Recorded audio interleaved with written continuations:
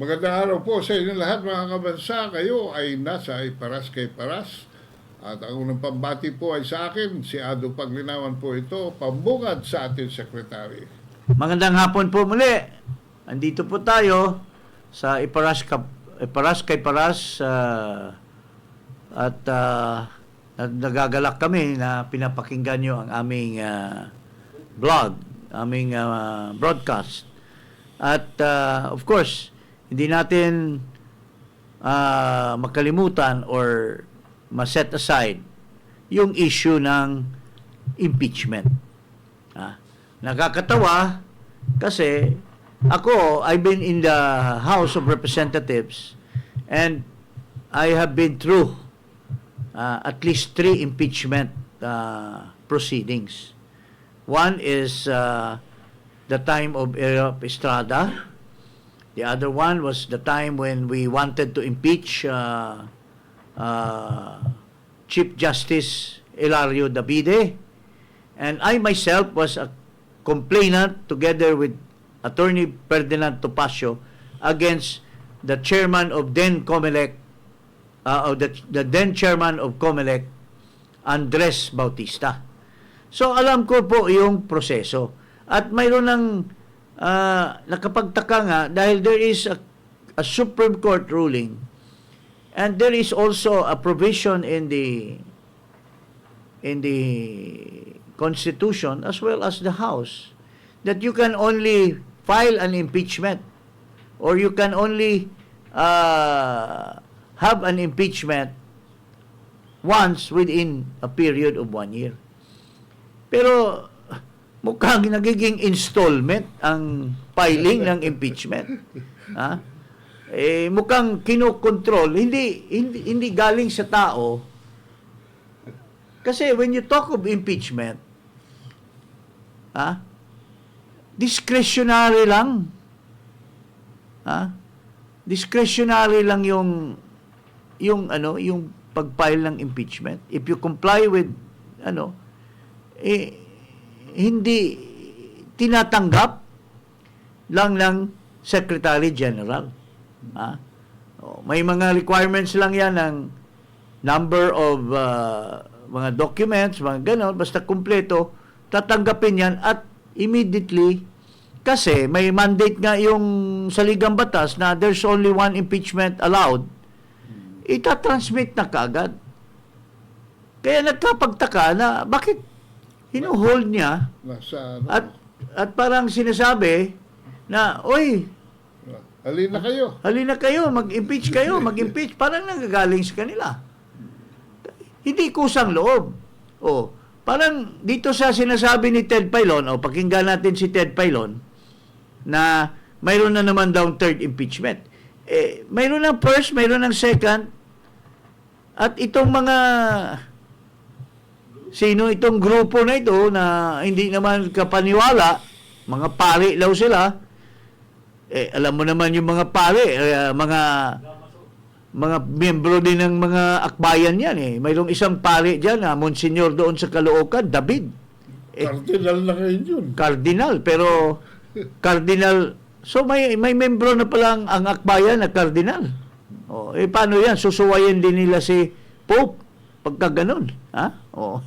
Hindi ba yung may kinidnap ng mga bata siya nagtago? Yeah, yung David nga. At akbayan ng sila Rizal Tiveros yun. Member yun, yung buong pamilya niyan. Mga David, mga mga akbayan yan mayroon pa ngang isang dyan na nagwala doon sa Congress makipagsuntukan. Ewan ko kung sino yung related dahil. David ba yun or Constantino or anong pangalan nung lalaki na yun na nagwala doon sa house noon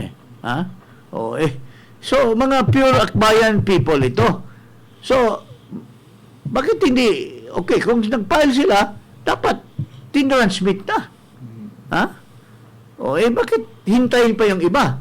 At itong mga pare naman,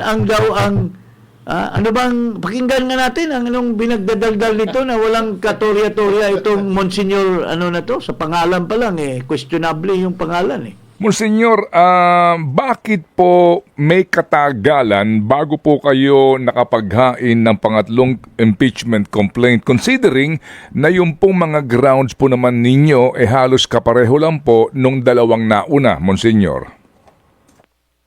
Ay alam mo Ted, hindi namin hindi namin pinipilit ng bawat isa. Parang nag-usap-usap lang kami kasi kabubuo lang namin nung Clergy for Good Governance na isa sa mga calls namin ay paghinto ng korupsyon, para promote ang good governance para sa tunay na pag-unlad ng ating bayan. So, sa pag-usap-usap namin na magkita-kita, so napagkabuan namin na we need to register our voice through filing another impeachment. Tapos naghanap kami ng mga partners kasi hindi naman kami experts on mga legalities.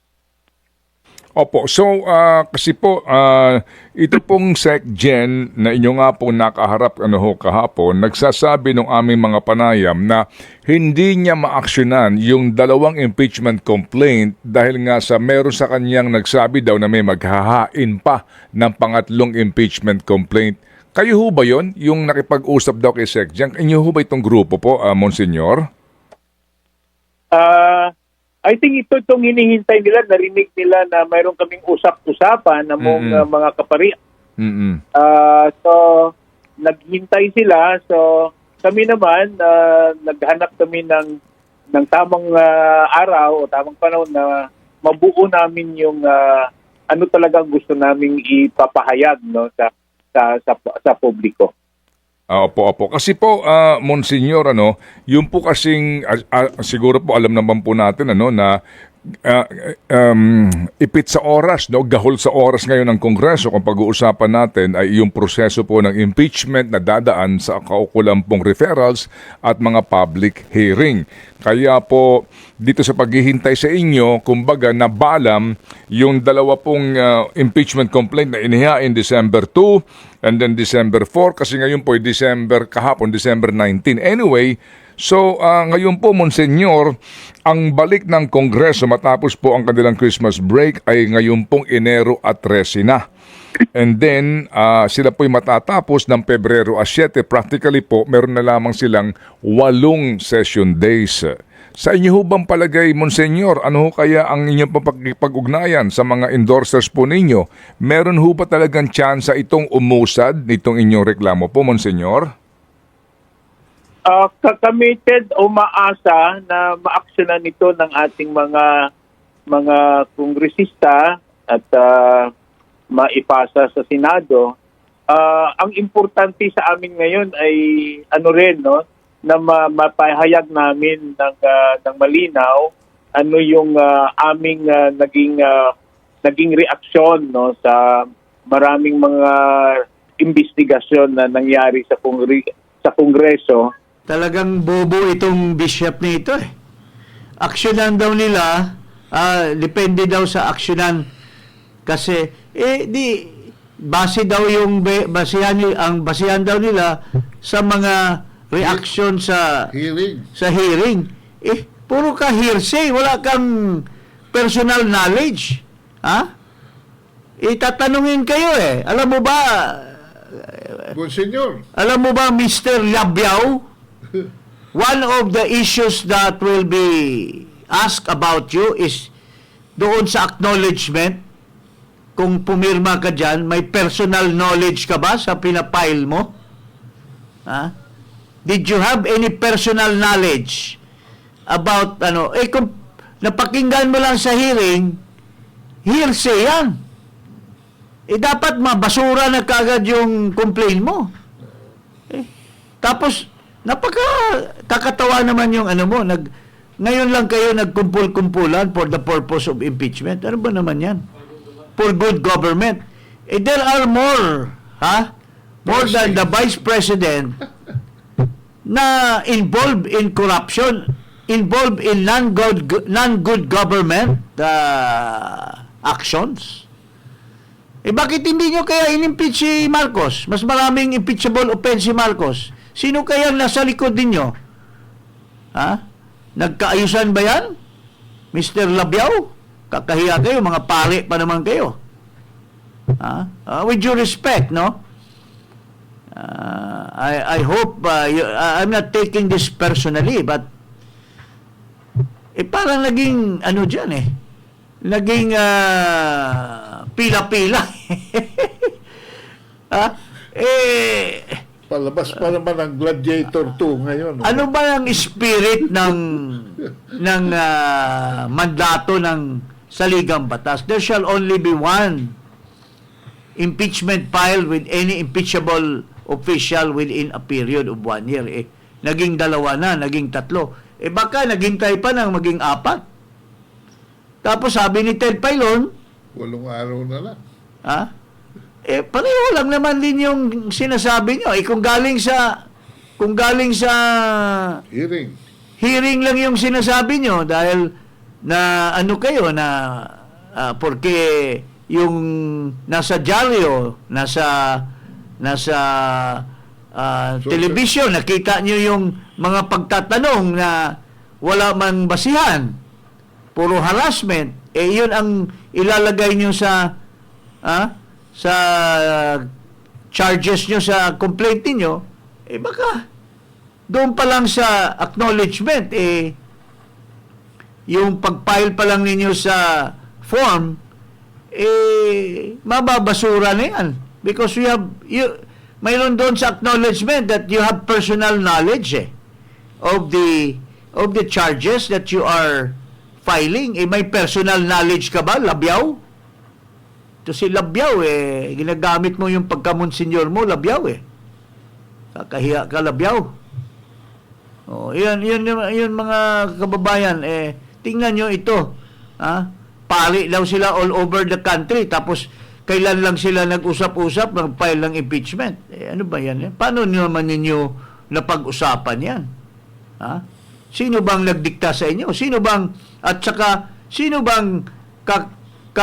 kausap nyo sa House na hihintayin yung impeachment nyo? Ang impeachment, hindi yan kusang loob yan. Pagpunta mo doon, walang hintayan yan. Bawat mag-file doon, hindi file, tapos forwarded. Hindi yung hinihintay kayo as if may kasabwat kayo doon sa loob. Di ba? Paring Ado, what do you think?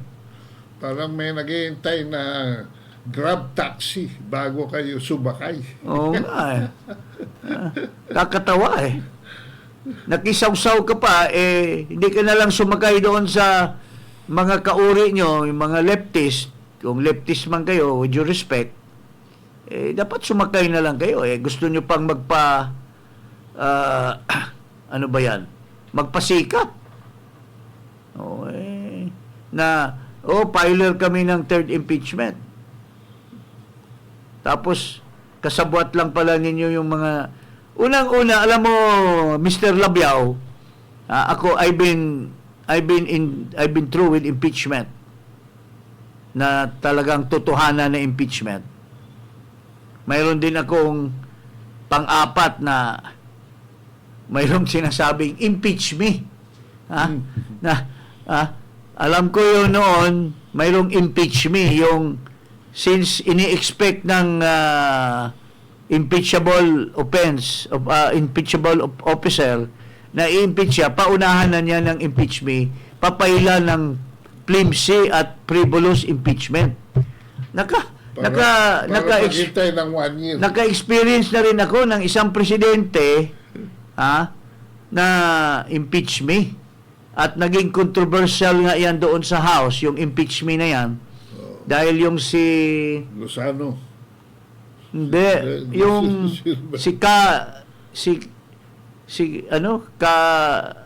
kasama nila sa tour. Yung naging governor din sa Laguna.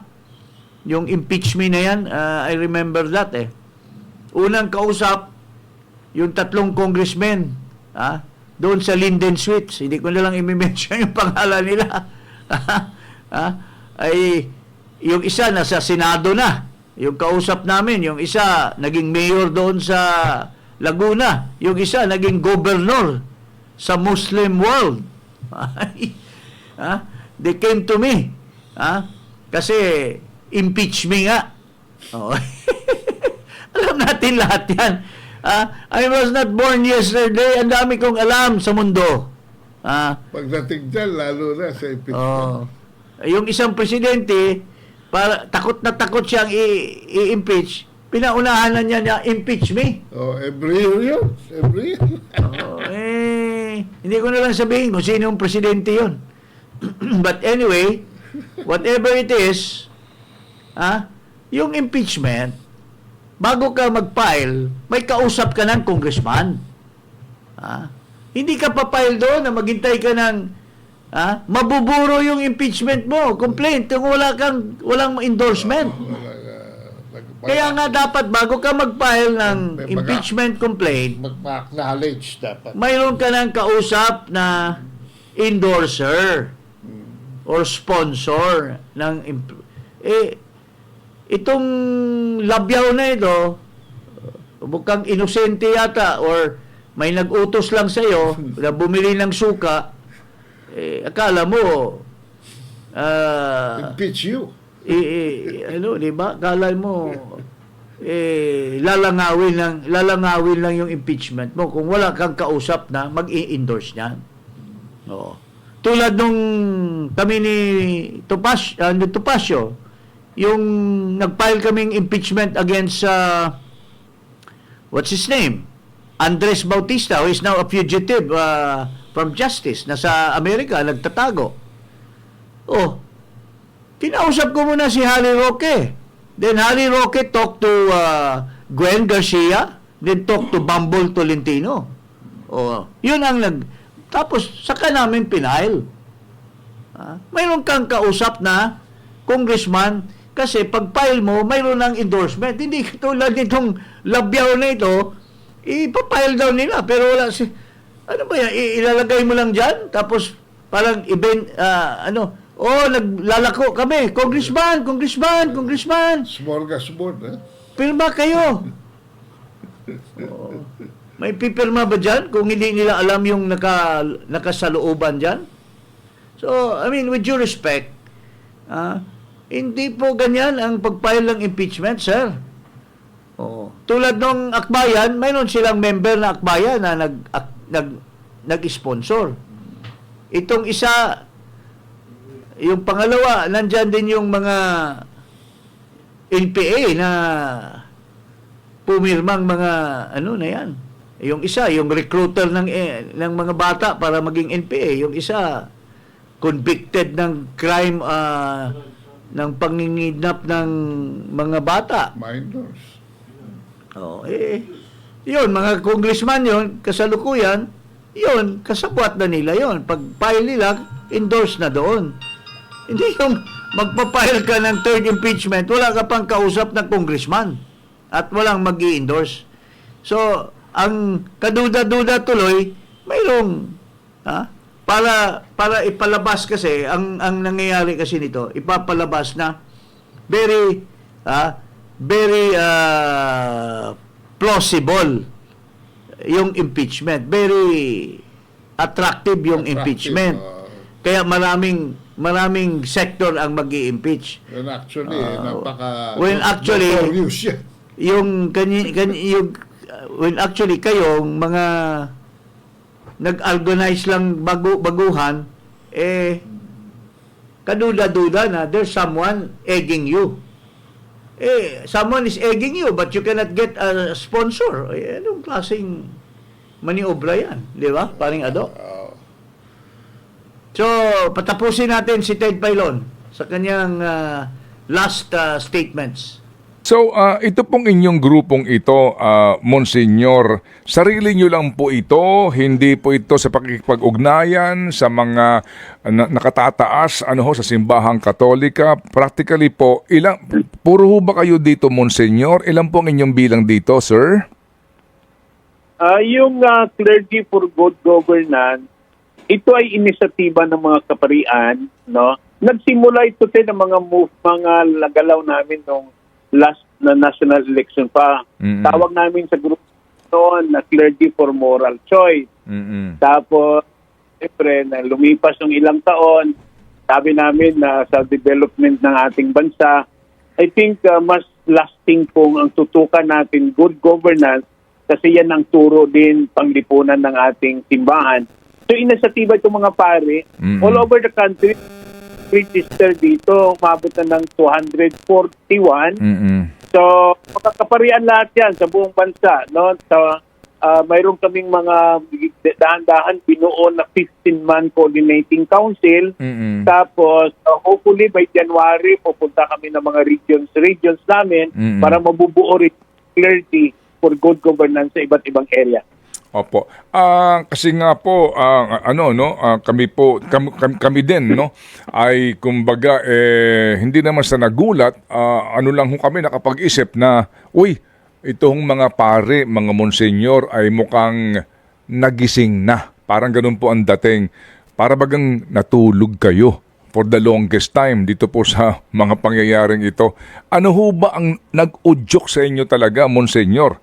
Napanood ko po yung video ninyo sa pagpapaliwanag nga kung kailan kayo nagsimula. Pero meron ba ditong tipping point na matatawag, monsenyor? Ang una diyan, Ted, yung marami na kaming nagsusubaybay na kami na nakikinig, na nagmamasid. Lalo na yung mga investigasyon sa ating kongreso. Tapos, siyempre, yung aming mga kasama din may karanasan sa di ba, may mga parokya kami, may nakasapuhan natin pati ibang mga tao, marami kami nakakausap ng mga tao. So narinig natin maraming clamor. So yun nakaudyok talaga sa amin na bakit hindi tayo sama-sama pag-usapan natin, parang tawag namin yung conversation. Ano ba dapat natin balikan yung ano ba yung turo ng simbahan, anong panindigan simbahan. So dalawa nakaudyok sa amin dyan, Manong Ted, yung prophetic role ng namin mga pare at yung aming moral obligation bilang mga pare sa ating bayan. Okay, sige po. Prophetic move and then moral obligation. Yung nga din po na naman ang ipinapangalandakan ng tumututol po dito sa inyong pong ginagawa. Ano po na ang simbahan daw hindi dapat nakikialam sa affairs of the state, no? Yung po lagi sinasabi nila. Opo, meron ho ba kayong paliwanag doon? Ano ho ba ang righteous explanation po? Kung kailan o kung dapat bang makialam ang simbahang Katolika sa affairs o mga pagpapalakad po sa gobyerno, Monsignor? Mamaliwanag naman na Manong Ted na hindi kami nakikialam sa partisan politics, no? Ibig sabihin, hindi kami sumasali doon sa mga iba't ibang party na sa ating bansa. What we are really involved ay ano ba yung tama at mali. Nakakatawa ito si Kulabyaw eh. Kulabyaw na lang tawag ko dito eh. Kamukha ng driver ko eh. Wala ling buhok. Father, with due respect po, ako po ay devout Catholic. We were, during our childhood, nasa catechism kami. Masyadong pabalang-balang yung tinanong ka ni Ted Pailon. Wala bang, hindi ba mayroong separation between the church and the state? Hindi ba, alam mo, Mr. Labyaw, parang inuunggoy ka lang ni Ted Pailon eh. Parang sinasakyan ka lang sa mga kasinungalingan mo. Pare ka pa naman. Unang-una, the impeachment process is a political process. Hindi yan kriminal, hindi yan civil. Political yan. So, you have to take sides. Si Sara Duterte is the enemy of the other political group. So you took sides and become a political and you got involved in the political quagmire or skirmish. Impeachment is a partisan act. Oh, kakatawa itong Kasi pare na tulad ito eh. yun, Well, hindi mo take it yata out sa budget. pinag-aralan yung pinapile mo eh. Ha? Hindi, tsaka nagtanong ako sa Paris Prisco. Oh, anong sabi ng parish Tungkol priest mo? dito. Sabi ng Paris Prisco, alam mo Kaado, ang priority namin ngayon ay yung pagdadalang tao ni Maria, hindi ang pag-i-impeach kay Sara. Saka dapat ang pagtusan nyo ng pansin, Mr. Labiao, yung kung yung mga pari na sinasabi all over the country, pagtusan nila ng pansin yung kahirapan ng mga kababayan natin na hirap bumili ng bigas. Ha? Dapat yung mga kinukolekta nyo sa misa, dapat sinishare nyo sa kanila Hindi kasi, para matulungan yung ating mga kababayan na naghirap. At isa pang pinagtuusan nyo ng pansin yung kung corruption or kung bad government, bakit sinisingle out nyo si Sara Duterte?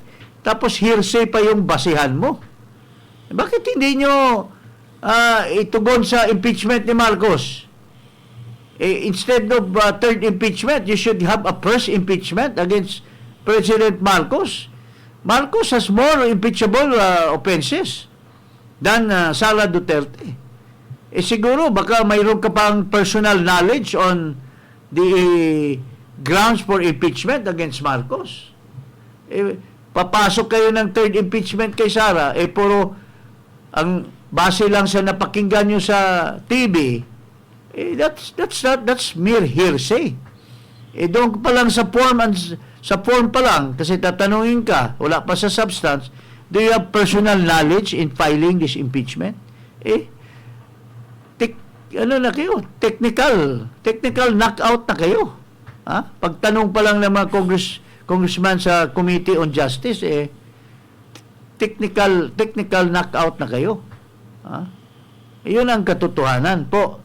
Coming from me, who had been have impeached someone personally, and I was part of the impeachment of Estrada. We devised the impeachment of Davide, and so on and so forth. Marami na po tayong na-experience dyan, na ibang-iba dyan sa ginagawa nyo po, Mr. Labiao. Yun lang po ang masabi ko. And I have nothing personal because I don't know you from Adam, sir. Pero natutuwa lang kami dahil sa mga tanong ni Ted Pailon na swak na swak. At parang sinasakyan lang kayo sa kasinungalingan nyo. Yun lang po, mga kababayan. huwag kalimutang mag-subscribe dito sa Iparas kay Paras at i-click ang notification bell ng aking YouTube channel at Ado Paglinawan. Iparas kay Paras.